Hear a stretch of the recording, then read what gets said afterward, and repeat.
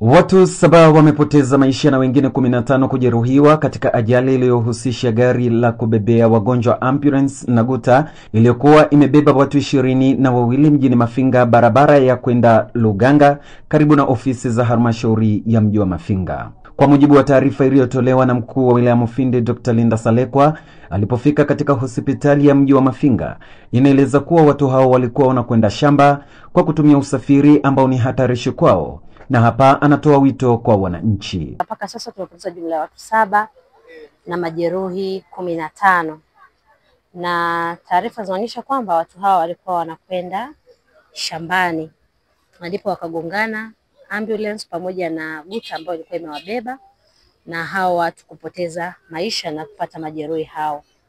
Mpaka sasa majeruhi tulikuwa nao hapa katika hospitali ya Mafinga, ya mji Mafinga, na wengine ambao wana hali mbaya kama 4 wanapelekwa katika hospitali ya mkoa wa Iringa.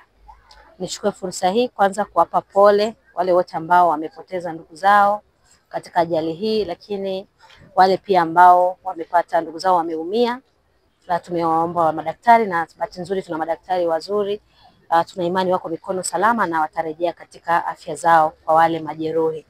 Na tunaendelea kuwaombea kwa Mwenyezi Mungu, tuna imani Mwenyezi Mungu atawaponya wale ambao wamepata majeraha. Chukue fursa hii kwanza kuendelea kuwaasa wananchi wa Mufindi, kama ambavyo tumekuwa tukiwaambia mara nyingi, kuacha kutumia hivi vyombo ambavyo si rasmi kwa usafirishaji wa watu. Jaribu kuangalia zile guta, kazi yake ni kusafirisha mizigo, lakini wao wamejaza watu tena kwa kiasi ambacho ni kikubwa zaidi hata ya uwezo wake. Jaribu kufikiria kwa hali ya kawaida, watu 22 kwenye guta ni watu wengi sana. Kwa hiyo nichukue fursa hii kuwaomba, hata kama kweli tunatafuta, lakini tutafute kwa namna salama. Unaweza ukaona kama nia yao ilikuwa ni kwenda shamba, lakini tumeishia hospitali na wengine wameishia kupoteza maisha. Akithibitisha kupokea mili hiyo na majeruhi wa ajali hiyo, mganga mfawidhi wa hospitali ya mji wa Mafinga Dr. Victor Msafiri amesema majira ya saa 12 za asubuhi wamepokea majeruhi 15 na mili 7, huku akieleza hali za majeruhi hao. Mnamo leo saa 12 asubuhi imetokea ajali eneo la Luganga ikihusisha ambulance ya kubebea wagonjwa ya hospitali ya mji wa Mafinga na guta toyo ambayo ilikuwa imebeba watu wakiwa wanaenda mashambani kwa ajili ya kuendelea na shughuli zao za siku zote.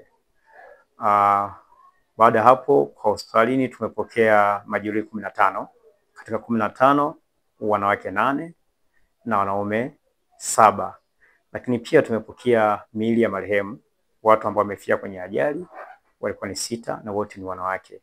Lakini wakati tunaendelea kutoa huduma kuna majeruhi mmoja wapo ambao ni wa kiume na yeye ameweza kupoteza maisha. Kwa tuna jumla ya watu waliopoteza maisha ni 7 na majeruhi 15. Lakini hali zao hawa majeruhi wengine wanaendelea vizuri, isipokuwa majeruhi 4 ambao wa kike ni 2 na wa kiume ni 2, hali zao sio nzuri sana. Taratibu za rufaa kuwapeleka Iringa mjini kwa ajili ya huduma zaidi inaendelea. Mpaka sasa chanzo cha ajali hiyo bado hakijafahamika na miili ya marehemu hao imetambulika.